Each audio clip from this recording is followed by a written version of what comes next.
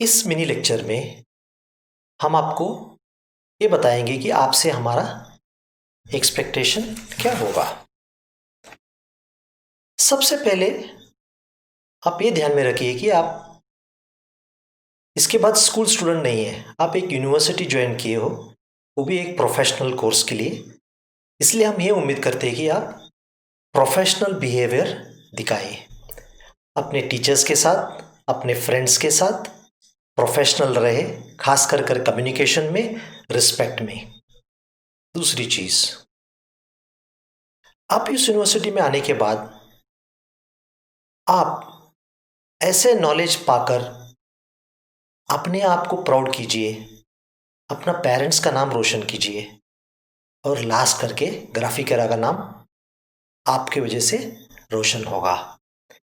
तो प्लीज़ आप यहाँ आके एफर्ट करके ग्राफिकेरा का फैसिलिटीज़ यूज़ करके अपना ज़िंदगी बदल के कुछ एक बढ़िया सा करियर बना के यहाँ से निकलिए। ऐसा ही टाइम वेस्ट टिपिकल कॉलेज जैसा आप प्लीज़ वेस्ट ना करें। तीसरी चीज़, आप सोचते होंगे कि क्लासेस अटेंड क्यों करें। आप सोचते होंगे कि हमने पहले ही प्रोग्राम सीखा होगा थोड़ा बच्चे, लेकिन आपने जो प्रोग्राम का लेवल जो सीखा है स्कूल में, वो प्रोफेशनल और इंजीनियरिंग लेवल का नहीं होगा। बेसिकली आपने कुछ बाय हार्ट करोगे, कुछ मैकेनिकली प्रॉब्लम सॉल्व करोगे, लेकिन आपका कॉन्सेप्ट्स उतना क्लियर नहीं रहेंगे। तो आपका फ़ायदा के लिए ये ज़रूरी है कि आप क्लास रेगुलरली अटेंड करें, किसी कारण मिस ना करें। अगर आप मिस भी करें, आप लर्निंग मैनेजमेंट सिस्टम में जाके वो लिंक पे वीडियो देख के आप रिवाइज कीजिए अपने क्लासमेट्स के साथ या अपना क्लास टीचर्स के साथ। अगर कोई इश्यूज़ है प्लीज़ डिस्कस कर दीजिए। ग्राफिकेरा में एक संस्कार है जिसमें हमारे लैब एग्ज़ाम बहुत ही हाई स्टैंडर्ड के होते हैं। इंडिया में बहुत कम जगह होंगे जहाँ पे प्रैक्टिकल एग्ज़ाम इतना सख्त और हाई क्वालिटी के होंगे। ग्राफिकेरा उन संस्थाओं में एक है जहाँ पे एग्ज़ाम बहुत ही हाई क्वालिटी और सख्त होती है। उसमें हमारा ये उम्मीद होगा कि आप अपना खुद प्रोग्राम लिखे, उसे एग्जीक्यूट करके प्रोग्राम का आउटपुट दिखाइए। ऐसे ही नहीं होगा कि आप एग्ज़ाम आ गए और पास हो गए, बिल्कुल नहीं होगा। ग्राफिकेरा में आपको एफर्ट करना पड़ेगा, आपको सीखना पड़ेगा, तभी आप आगे बढ़ पाओगे। ग्राफिकेरा में कोई सिंपैथी से आपको पास नहीं करेगा, अपने एफर्ट पे ही आप पास होगे। अब मैं बता रहा था आपको एक करियर डेवलप करना है। अगर आपको करियर बनाना है, चाहे आप सिविल में हो, मैकेनिकल में हो, इलेक्ट्रिकल में हो, इलेक्ट्रॉनिक्स में हो, कंप्यूटर साइंस में हो, आपको प्रोग्रामिंग नॉलेज होना बहुत ही आवश्यकता है। क्योंकि दुनिया आज का डेट जो दुनिया चल रही है वो कंप्यूटर युग या इंफॉर्मेशन युग पे चल रही है। इसमें आपको कंप्यूटर नॉलेज यानी प्रोग्रामिंग नॉलेज होना बहुत ही ज़रूरी है। अगर आप विदेश में देख रहे हो, नॉन टेक्निकल पीपल को भी प्रोग्रामिंग सिखाया जा रहा है, तो इससे आपको ये पता होगा कि कितना महत्वपूर्ण है। आप ये मत बहाना बनाइए कि आपके पास लैपटॉप नहीं है, कंप्यूटर नहीं है, क्योंकि हमारा कोर्स पूरा स्मार्टफोन पे ही आप देख सकते हो, स्मार्टफोन पे ही प्रोग्राम चला सकते हो।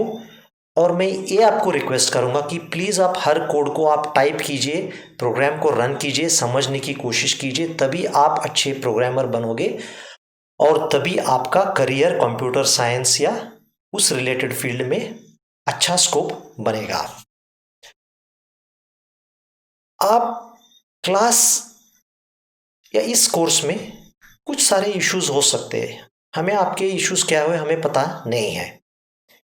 अगर ये कोर्स रिलेटेड या एजुकेशन रिलेटेड कोई इश्यूज है तो प्लीज़ आप अपना क्लास टीचर या सब्जेक्ट टीचर को कांटेक्ट कीजिए और बताइए कि इश्यूज क्या है। अगर वो एजुकेशन रिलेटेड इश्यूज है तो ज़रूर हम उसे सॉल्व करेंगे, आपको मदद करेंगे उसमें। अगर नॉन एजुकेटेड रिलेटेड इश्यूज है तो आप प्लीज़ सोनू सूद से बात करके अपना इश्यूज सॉल्व करवा लीजिए। लास्ट मैं रिपीट कर रहा हूँ, प्लीज़ आप प्रोफेशनल बिहेवियर अपने साथियों के साथ, टीचर्स के साथ प्लीज़ एक कल्चर डेवलप कीजिए। मैं ये क्यों बार बार कह रहा हूँ, क्योंकि आप जब यहाँ से जाओगे सीधा कंपनी में जाओगे, अगर आप स्कूल बच्चों जैसा बर्ताव वहाँ भी करोगे, आप इंटरव्यू टाइम पे ही आप एलिमिनेट हो जाओगे, इंटरव्यू में ही सिलेक्ट नहीं होगे, क्योंकि हर कंपनी चाहता है कि कोई प्रोफेशनल आदमी उनके साथ काम करे, ना कि कोई अनप्रोफेशनल आदमी उनके साथ जुड़े। थोड़ा बहुत लास्ट को 1 2 3 आपको एडवाइस देना चाहता हूँ मैं। थोड़ा पॉजिटिव एडवाइस आप सोच के समझ सकते हैं इसे। आम तौर के क्लासेस तो क्लास के अंदर होना चाहिए था, क्योंकि कोविड के कारण कई बच्चे या सारे हम घर से ही काम कर रहे हैं। मैं भी घर से काम कर रहा हूँ, आप भी घर से ही शायद इस वीडियो को देख रहे हैं। तो कई बार बच्चे थोड़ा स्ट्रेस्ड आउट फील कर सकते हैं, क्योंकि इस एज में बच्चे तब खुश रहते जब अपने फ्रेंड्स के साथ हो, कहीं बाहर घूमे, कहीं ग्रुप में रहे। लेकिन वो मौका कम होते जा रहा है कोविड के कारण। तो थोड़े बहुत बच्चों को किसी कारण स्ट्रेस या इमोशनल प्रॉब्लम कहते हैं, जिसे हम मेंटल हेल्थ इश्यूज कहते हैं।